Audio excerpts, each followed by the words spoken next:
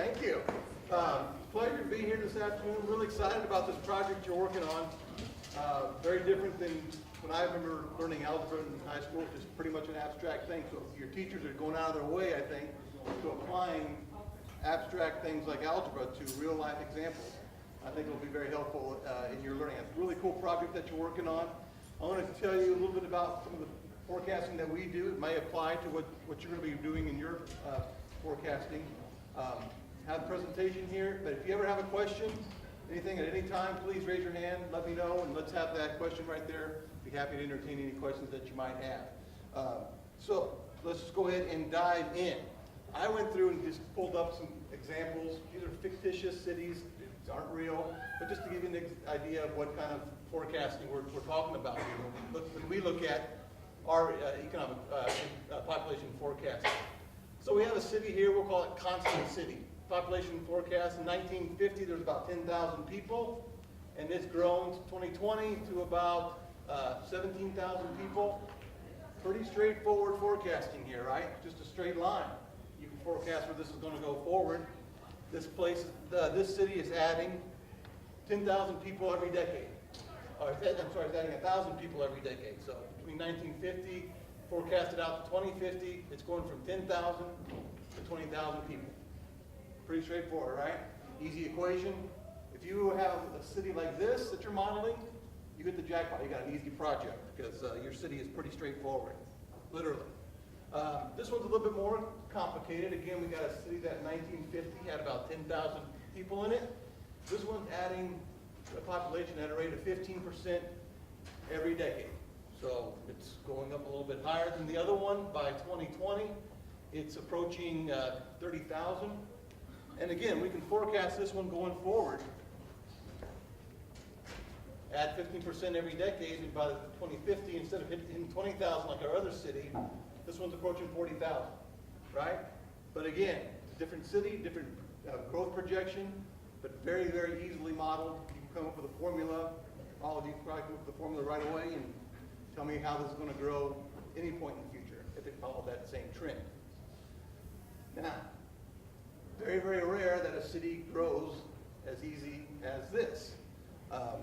You're looking at, and some of you have put data in there, and you might have a situation like this particular city. This city is flattening out. It started at 10,000 in 1950, it grew at a pretty steady pace, but something happened in 1990, and it's really leveled off quite a bit. So how do you forecast that? You draw a straight line between 1950 and 2020 and project that going forward? I don't know if that's really a good idea because you can see in most recent years it's flattened out a little bit. So you're basically saying it's going to grow faster than it did in the last few decades.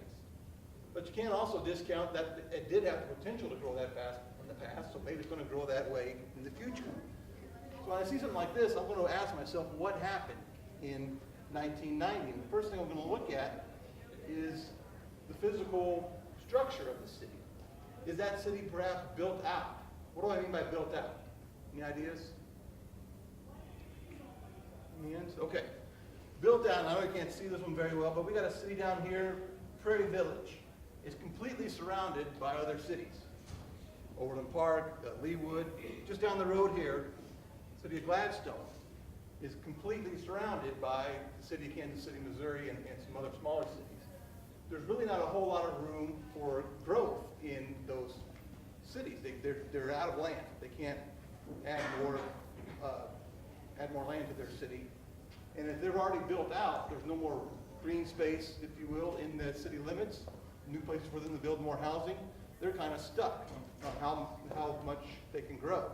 So if you have a city like that, you might look at your forecast and say, we're probably going to flatten out a little bit because we don't have any room to grow.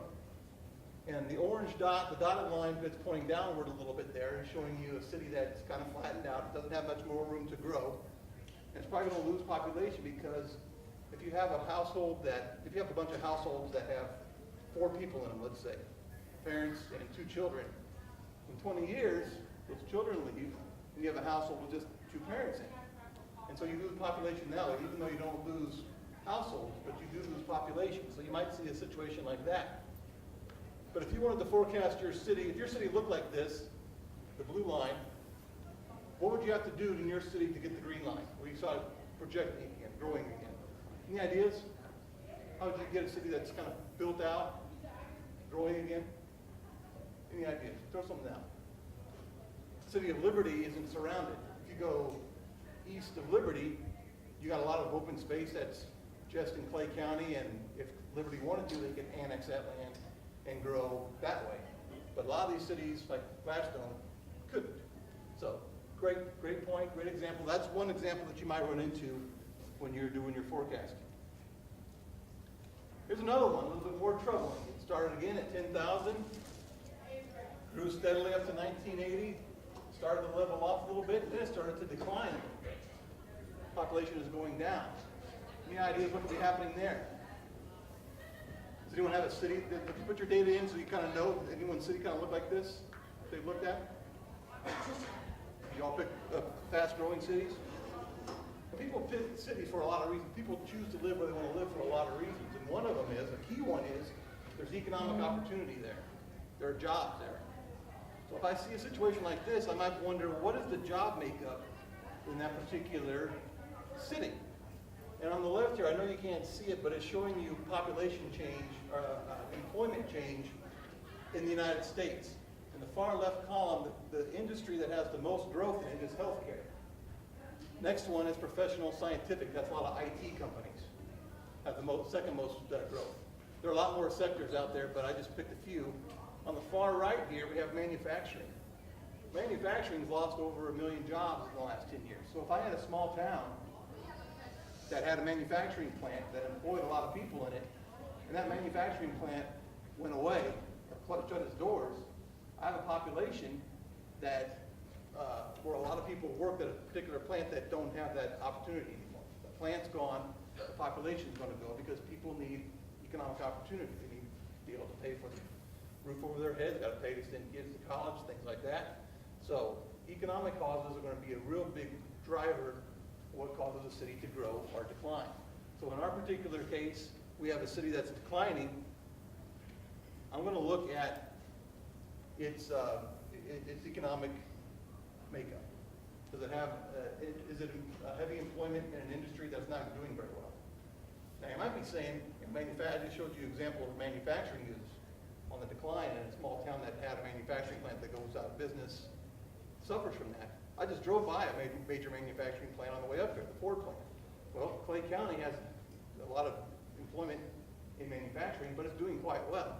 Ford consolidated a lot of those plants, closed plants elsewhere, and sent a lot of people here to open up the plant in Claycomo and in Kansas City, Kansas for General Motors. So Kansas City's kind of been a place that's lucked out a little bit in terms of manufacturing's decline. We haven't felt it as much as other places are, but as much as other places have. But potential is still there. So you have a situation like this in this town. If your city looks like this, you have the red dotted line. You have more and more people leaving because without the jobs there, more and more people are going to have to leave. More people leave, you don't need as many teachers, you don't need as many doctors, you don't need as many police officers. So those people start to leave, and it kind of snowballs, and you see your population decline dramatically. The upward trend there, the green lines, you're going to have to do something in this situation. In your brochures, you're going to have to talk about how you're going to turn around the population decline, because you're going to add an industrial park.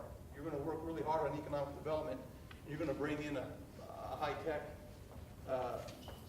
businesses that are going to drive your economy going forward. Anybody hear about the Amazon second headquarters that they're building? You've heard about that? Cities, big cities, are spending a lot of money trying to lure Amazon here because they're going to bring 25,000 jobs, 50,000 jobs, 50,000 I think it was, to whoever city they choose to go to. That's going to turn the city's economic fortunes around. It's going to drive their growth, their economy quite a bit going forward. So cities are starting to do that. So on a smaller scale, with your city, if it's showing a downward trend, turn that around. A good way of doing it is economic development. How are you going to spur jobs into your area? You spur jobs, you're going to spur population growth. Any questions about that? Those are just 4 different scenarios that we looked at. They look familiar to what you guys have? Some? Good. All right, so what do we do at Mid-America Regional Council? Why do we forecast? Well, our number one reason for forecasting is for transportation. We have a city of about 2.1 million people metro-wide. It's growing. 15 years ago, this wasn't here. This whole area looked a lot different than it does now. And 15 years from now, it's going to look a lot different than it does now. So we need to know how the population is growing, how much it's going to grow, and where it's going to grow. Because we have to build the transportation system to accommodate that. We also have to know where the population is going so we can build schools that are going to meet the demand there. We need to know where the employment centers are going to be, or if they're going to be in the same areas, just with more density, how are we going to get people from the suburbs into downtown or different employment centers, how are we going to get them there via transportation or transit, or more highways. And more importantly, businesses are looking at places that have high quality of life, have parks, trails, things like that. They used to just be kind of on the side. They're great if you can get to them, but nowadays, businesses really demand that. Employees really demand that. I know you can't really see this map very well, but every dot on here is called a transportation analysis zone. Think of it as a neighborhood, okay? So we need to know which neighborhoods in the Kansas City area are growing and which ones are declining and what rate are they growing. So this is our population forecast between 2010 and 2040. The blue bubbles are telling you where we think the population is going to grow. The red bubbles are telling you where the population is supposed to decline. And the size of the bubble tells you how many people we expect to see in that area. So, if you can see the mouse here, okay? So we have a lot of growth we anticipate out in Johnson County beyond the 435 loop. 435 loops right around in here. So we see a lot more growth going out that way. The second fastest growing county, Johnson County is the fastest growing county in our metro. Clay County is second. See a lot of growth up in Clay County. I'll get into the details on Clay County here in a little bit. We see population decline on the east side of Kansas City, Missouri. That is something that we've seen for a long, long time. What we do see that's been a little bit different here is population growth in and around downtown. That neighborhood has really turned around. I've been working downtown for about 20 years, and it used to be after 5 o'clock there was nobody around. And now it's a city, it's a community itself that has 20,000 people living in it. And a lot of young people are choosing to live downtown. It's an exciting place to live there. Again, we have continued population decline, but not as much in some of the urban core areas. And then good population growth up in Clay County. Let's take a closer look at Clay County. High school, we're right here, the star. We'll see population growth all around the Liberty area, particularly on the north and west of I-35 here. See that line there up into Smithville, Kansas City, Missouri area, up in Kearney, areas like that. We see, in particular, a lot of growth in Clay County. So we think that this county is going to add about 100,000 people by 2040.